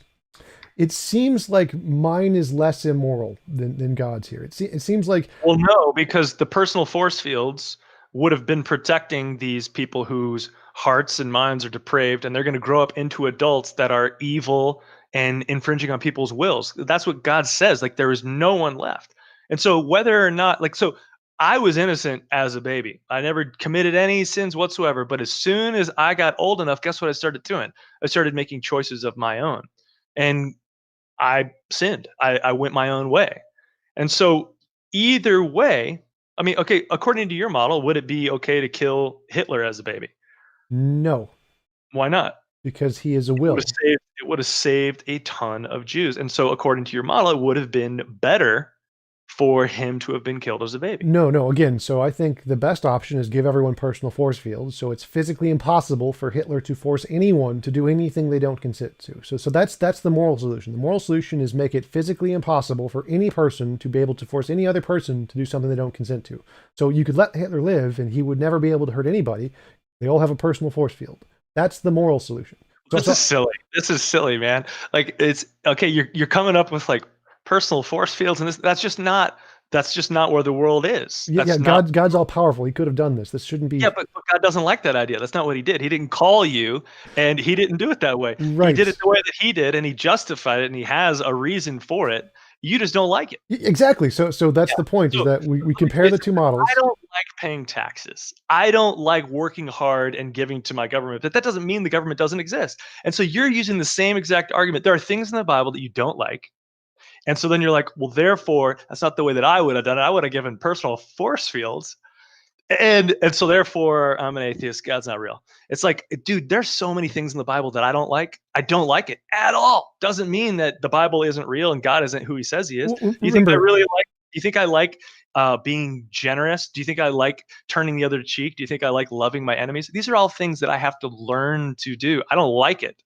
And so you've got a head and a heart issue. You don't really have an evidential issue. this Things River, this don't isn't lie. this. I remember And I said so at the beginning that I that God, sorry to interrupt, but remember I said at the beginning that this doesn't prove God doesn't exist. This is just a question about which model is more likely to be an objective model of morality. This is not about God's existence here. This is about what counts as objective morality.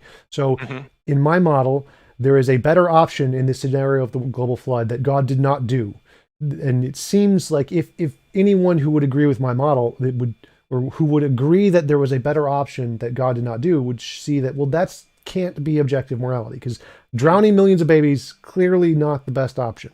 I like Doug's is just, well, you could just poof them out of existence instead of drowning them. That would be more moral too. So clearly that's one of the worst options you could pick. Global flood, Worst options compared to who? pretty much anything else you could imagine, just poofing them out of existence. So not flooding them, not drowning them and causing them to suffocate to death. You could just snap your fingers and cause them to disappear. That would be better because it's not causing them unnecessary suffering. Giving them personal force fields would cause the least imposition of will, so that would be significantly better. There's lots of different options there, but drowning them is clearly not the good one. So this doesn't say God doesn't exist. God could still exist and could still have drowned all of them. That's perfectly fine. It would just make him immoral. And so you can still say God exists. According to some arbitrary out of the Bible standard. Yes, drowning babies is immoral. So if God drowned babies, he's immoral. Yes.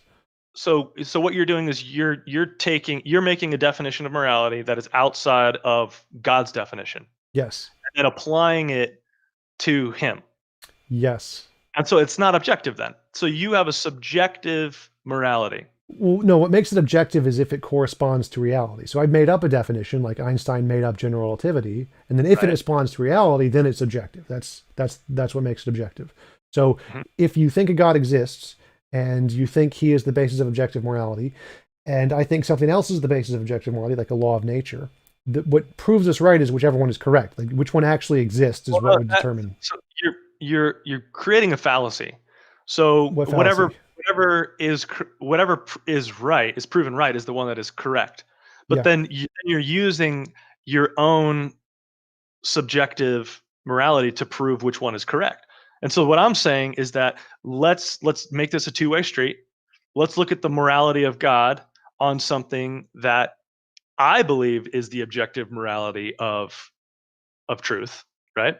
And so then we'll apply that to the situation, and then I would be correct. So what you're doing is you're saying that you're correct because your version of morality is correct, and so then therefore you can see, haha, I'm correct. But in reality, you're not letting me do the same thing. Oh So no, no, if I I totally understand what you're saying here. I want to right, clarify that I'm not using circular reasoning here. What I'm saying is we take a neutral example. We take like every single model of morality. What you do is you take random examples, like is drowning babies immoral? Question mark. That's the example, and then my model answers it this way. Your model answers it this way. So I'm not saying that you're inherently wrong here. What I'm saying is that if a neutral party looks at the two answers and says, well, which one of these seems to be correct? If they agree with me, then they should definitely think that your model is wrong. And it seems that most people agree drowning babies is immoral. So most people would think that the God model is probably wrong. So again, this isn't proving that your God is wrong. I'm not saying that because it's immoral to drown babies in my model, and therefore because it's immoral to drown babies, God is proven to be false. That's not the argument here. The argument is saying we look at how our two models answer the questions, and you just compare those two to see which one you think corresponds to reality based on the best evidence. And it seems like mine does from my perspective, and it seems like yours does from your perspective. And so we just have to leave it up to the audience which one they think more corresponds to reality in that one question. So again, I'm not trying to disprove you or not using circular reason here. It's just a comparison between the two worldviews. right. Oh, for sure. Totally. So then here's the question I have for you. This is probably a rabbit trail we shouldn't be going down, but what does your standard of morality have to say about aborting babies? Yes, also immoral. Babies, anything that is conscious is alive, and so killing it ever is always immoral. So just to clarify, I think putting people to death, even in the case of prisons, is also immoral. I think killing anyone for any reason is always immoral. Okay. So then I noticed you slipped in a quick little definition of whoever is conscious. So you believe that it's okay to kill babies until they gain consciousness? I assume, well, I'm just assuming for the point of the argument, they're conscious from the point of conception. Like, I don't know when they Oh, get consciousness. wow. This is the first time I've ever had a conversation with an atheist that said that babies are babies from the point of conception. This is awesome. Yeah, I don't know when they actually get consciousness. I imagine it's some time when they get some neurological state, but I don't know when that is. So I'll just grant, for the sake of the argument, let's just say they're conscious from the point of conception. I can grant that, and then it's just wrong to kill them. Wow, that's great. I actually had a conversation with an atheist about a year ago in regards to abortion, and he said that babies don't acquire consciousness until they're about 2 to 3 years old, and so That's weird. I don't think that's I true. was like, "Whoa, Yeah, man, that's a little weird. tough." Yeah, Whew. because I think that most animals have consciousness. I think ants, bees, most insects have consciousness. So I think as soon as you get a brain, you're probably going to have a consciousness of some kind. So I think that, yeah, I'm willing to grant that babies are definitely conscious way before birth. Good. Okay, so we agree on that. Um, so then, are you a vegetarian? No, but I think it's moral to be. So I think I like cheeseburgers, but I am immoral for eating them, and I grant that, and I should be a vegan, but I like cheeseburgers too much. Right. I used to be vegan too, but I like steak too much. All right. So I want to get back to one thing. You said that if I had some evidence supporting fulfilled prophecies, that you would concede that that is at least some form of valid evidence Absolutely. towards the authenticity of Scripture. Absolutely. Okay. So can I go through a couple with you? Sure. Let's go through one at a time. Okay. So in Micah 5:2, the Messiah is prophesied to be born in Bethlehem, which I know that a lot of people think, okay, Jesus knows the scriptures really well. He would say things to try to fulfill things. He'd go to the temple on certain days. He'd read certain scrolls because it was prophesied. But the one about Bethlehem, it's really difficult, I think, for me to have chosen that I was born in Illinois.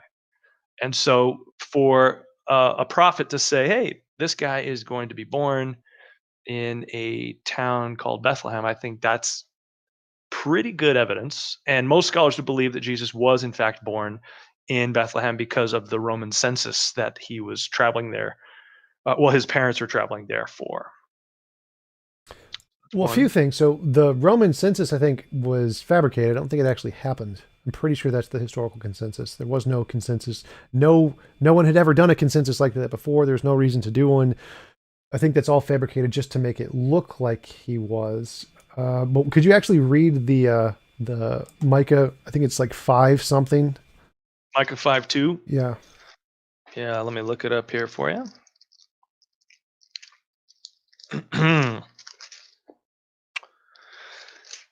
Micah.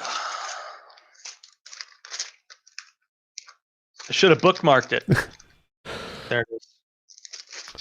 All right, Micah 5:2. Um, so says they will strike Israel's ruler on the cheek with a rod. That might be talking about the crucifixion or the scourging beforehand.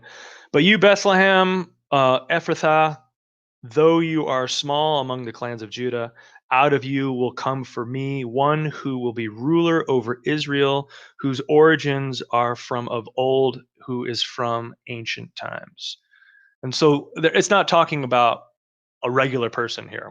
It's talking about some sort of very special, ancient of times person. And so Jesus is also referred to as the Ancient of Days. He also said to the Pharisees that before Abraham, I am. And then they were like, you're not even 40 years old yet. What are you talking about? So,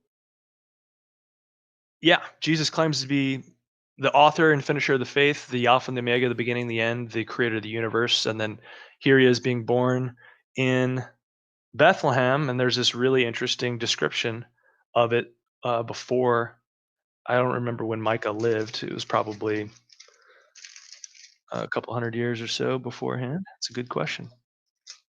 So One thing I'm curious when the foundation of Bethlehem was exactly, or in Jesus of Nazareth, I think.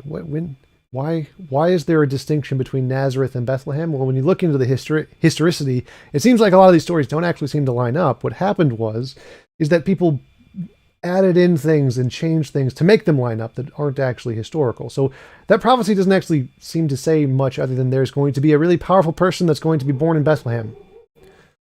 Oh, well, the reason why it says, Jesus is from Nazareth and then he was born in Bethlehem is because he actually was from Nazareth and his parents were on a journey. They were traveling, and then his mom went into labor, and that's why there's no room in the inn in his old little town of Bethlehem. He was born. He wasn't from Bethlehem. He just happened to be born there. And then just to give you uh, a little credence, I totally agree. Like the New Testament was written way after the Old Testament, and so you know all of these verses and everything, they're copies of copies, they're manuscripts. Like we don't even have an original version of the Bible. Like nobody does. Okay. So the whole idea of like, changing the names and everything to go back like that, I think is completely plausible. And so then 100% of these prophecies could just be made up or false.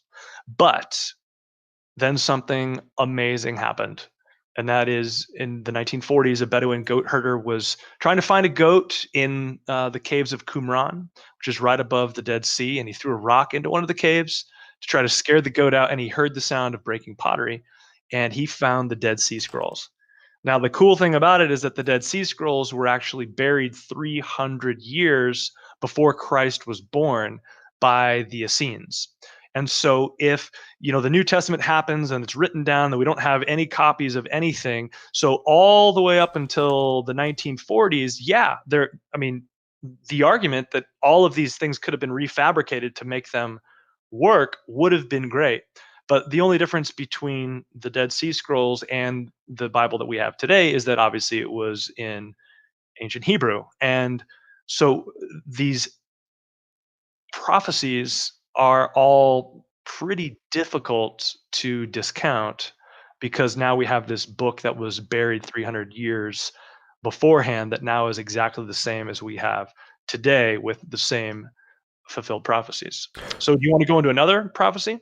Well, sure, but yeah, the Dead Sea Scrolls are actually very different in many ways, and even Matthew 2:6, I think, accounts that prophecy differently. I mean, so the consensus in history is that's not a fulfilled prophecy. That's just a vague guess that somebody from this city that is relevant to my story will be very powerful. For that to be a prophecy, you'd have to like say in X years this person will be born or something. Not just say in the future sometime in, like if I said some person will be born from Dallas who will rule the world, like given infinitely many years, like probably yeah, but it's not really a great prediction. Like to be a prediction, you have to like say something specific that this person will be born in this number of years, will do this something something. Not just say there will be a powerful person who comes from city X. I don't think that counts as a prophecy, or at least not a good one.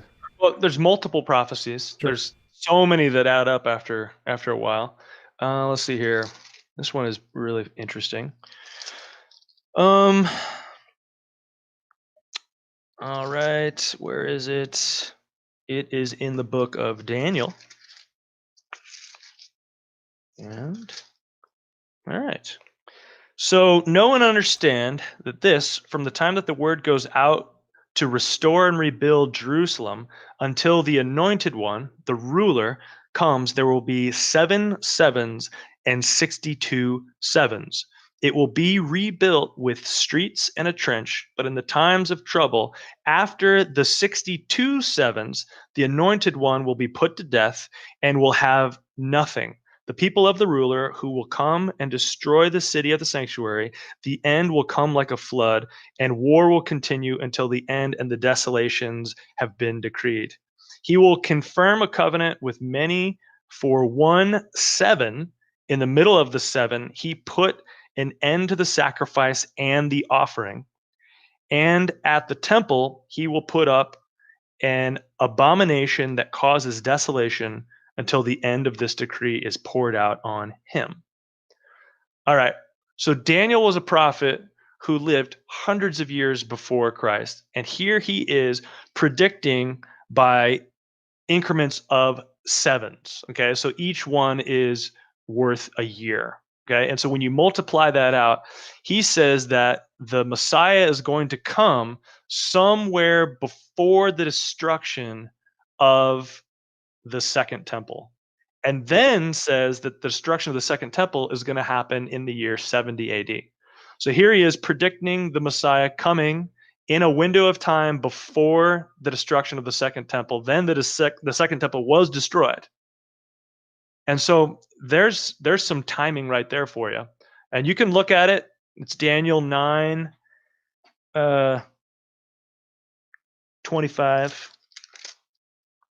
And it's interesting. I mean, obviously, any scholar who's an atheist is going to say, "Well, no," right? But any scholar who is either a Jew or a Christian and looks at this timeline and says, "Hey, it looks like it fits." And so, I can give you some more prophecies if you want to hear Sure. them. So let me address that one first. I'm looking at the Jewish scholars here, who specifically discount that. I mean, well, Jewish ones say I don't think any Jewish person thinks that Jesus was actually fulfilled Messiah there. But Oh, okay, for sure. I mean, I when I say Jewish people, I think of Messianic Jews, like people who actually are legit, like they're following all the scriptures. They believe the Old Testament, the New Testament. They believe that the Messiah came. yeah, so just the Jewish scholars specifically in Israel who look for these kinds of stuff and archaeological ones definitely don't agree, and they interpret those to Right. not work. I don't know what any of these words mean, so I can't explain why, but they definitely don't agree.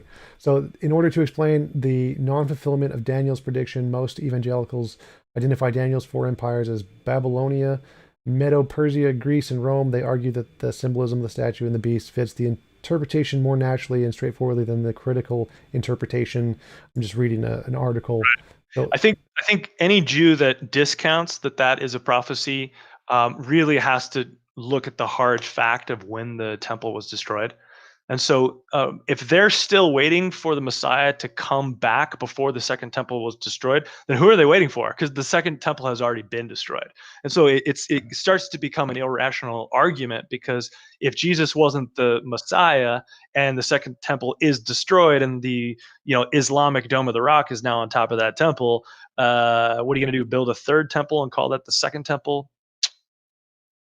well, no, I think that his genealogy of the temples is incorrect. So clearly, our author scenario is counterfactual. For the Persian under King Cyrus conquered Media in 550 BC before conquering Babylonia. So when he talks about the ages, the four empires, he got the dates wrong, or he didn't predict them as they happened in history. So it doesn't seem to work if you just look at the history of the empires and the number of the empires and when they occurred. They don't line up with Jesus. That's the problem. That's the problem, that you're reading off of one anti-Jewish website, anti-Jesus website. Academic source, yes. An academic source. What's the name of it? Scrolling up, scrolling up, Because scrolling up. nobody contests Daniel's prophecies, because we all know that the temple was destroyed in 70 AD. And so you've got to come up with all of these other fabricated stories, and they're like, they didn't line up. Well, guess what? Let's just say that the Jews were right in this particular article about Cyrus or these other Babylonians. Um, the temple was destroyed in 70 AD, and it says the Messiah would come before the destruction of the second temple. This is from The Failure of Daniel's Prophecies 2007 by Chris Sandoval. And it's analyzing the text and showing that the claims that are made of the wars and things, they don't line up historically with the birth of Jesus. Like some of them do, yeah, like the before the destruction of the second temple, definitely, if you interpret it that way, but not all of the other things he said. So he said a lot of things in that prophecy. Some of them were correct, some of them were not correct, and that would be the argument against it. Well, I don't know who Chris Sandoval is.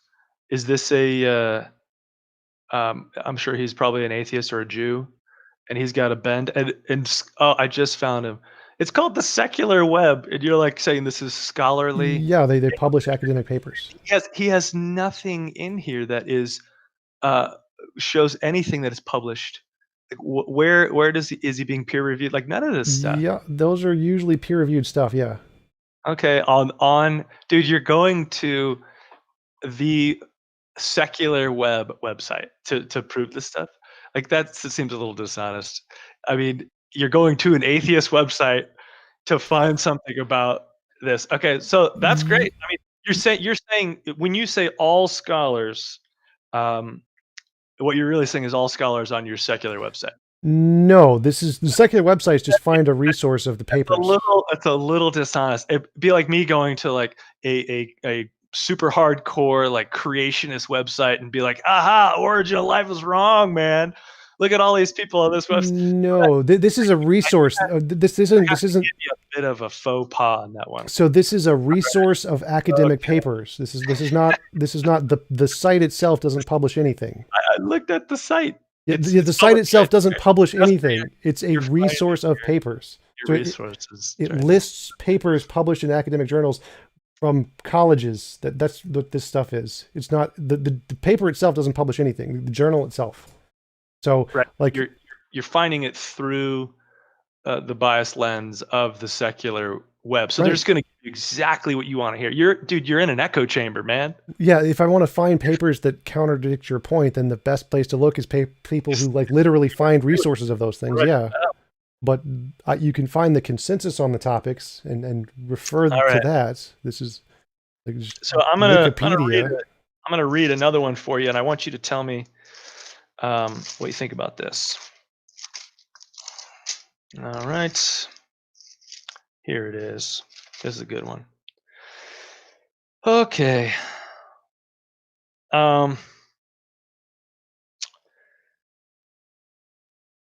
So he grew up before him like a tender shoot, like a root out of dry ground. He had no beauty or majesty to attract us to him, nothing in his appearance that we should desire him. But he was despised and he was rejected by mankind, a man of suffering and very familiar with pain.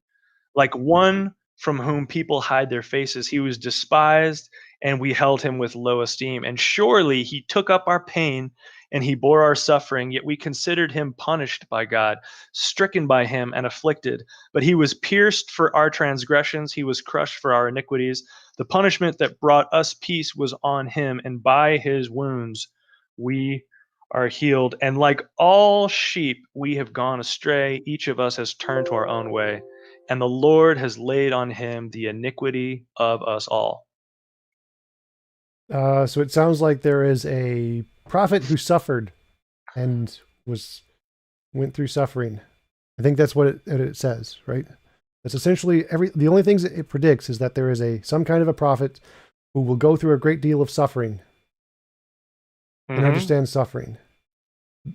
And that he would be crushed and bruised and go through torture. That's pretty typical of suffering, mostly. I don't, unless he just like fell or something. But I really don't think that would be what the prediction was making. But yes, that would normally, if you predict that there's someone who's going to go through a lot of suffering, usually it entails torture from other people. So it seems like the only things that prophecy predicts is that there is a guy who was a prophet who went through a ton of suffering. Okay. And then how do we know it's a true prophecy or a false prophecy? Well, I would assume that's true because that applies to like 90% of the population on the planet since the beginning of time. Okay. And so then what you're saying is that it does not point towards this overarching theme of a Messiah.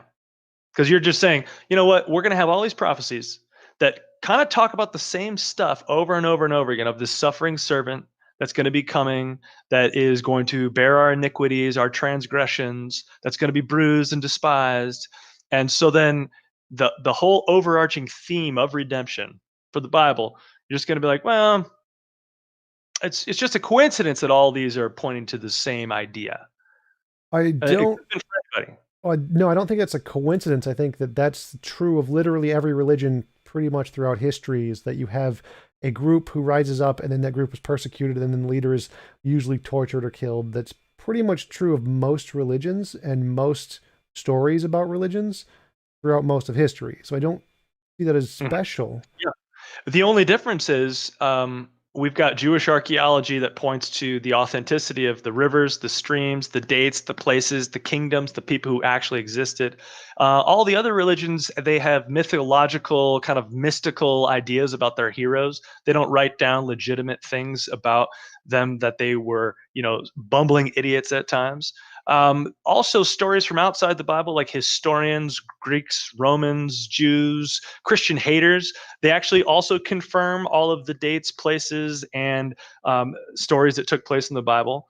There's also more fulfilled prophecy that I believe, but it kind of seems like every single piece of evidence that I give you is just not anything that you want to accept. And then any evidence that you try to give me is because you don't like the Bible. So basically, I've been supporting my argument this entire time, and you don't like my evidence, and you have supported your argument about there being no God with no evidence at all, except for saying there's a lot of stuff you don't like about my Bible.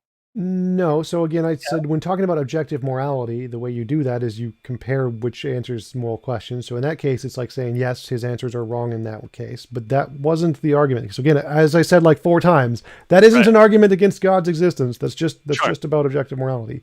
Right, but And our conversation is about the existence, right? Isn't that what you right, said? right. So my argument against God is that naturalism explains everything better. We have actually evidence for how life and information and the origin of everything in the universe came about just by natural processes. There's no evidence of a God whatsoever, and that concludes naturalism is better. So that hypothesis answers things better, which is why this. Right. Well, you've given me absolutely zero evidence that naturalism can account for the universe or life. The only evidence you gave me was the clay RNA thing. Life emerging from non-life, yeah. I've received that. I mean, I've already said that that's. I'll claim that that was the one time that I said your evidence was not good.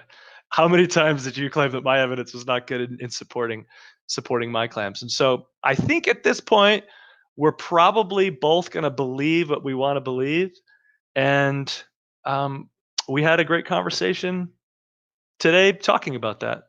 Sure.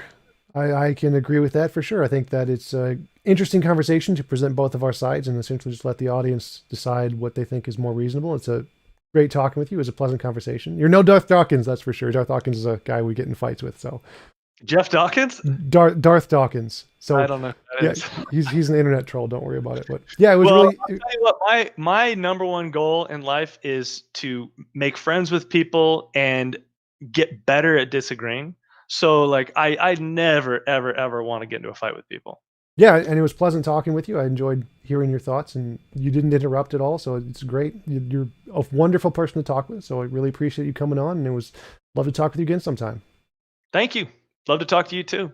And if anybody wants to, I made a short film about evolution and the origin of life and all that stuff, and they can see it on readysetquestion.com if they want to check it out for free. Yeah, and if you guys start doing that meetup thing again, send me a link, and I'll post it in the description for whenever you guys start doing that again. Sounds good. All right. All right. Much love. Have a nice day.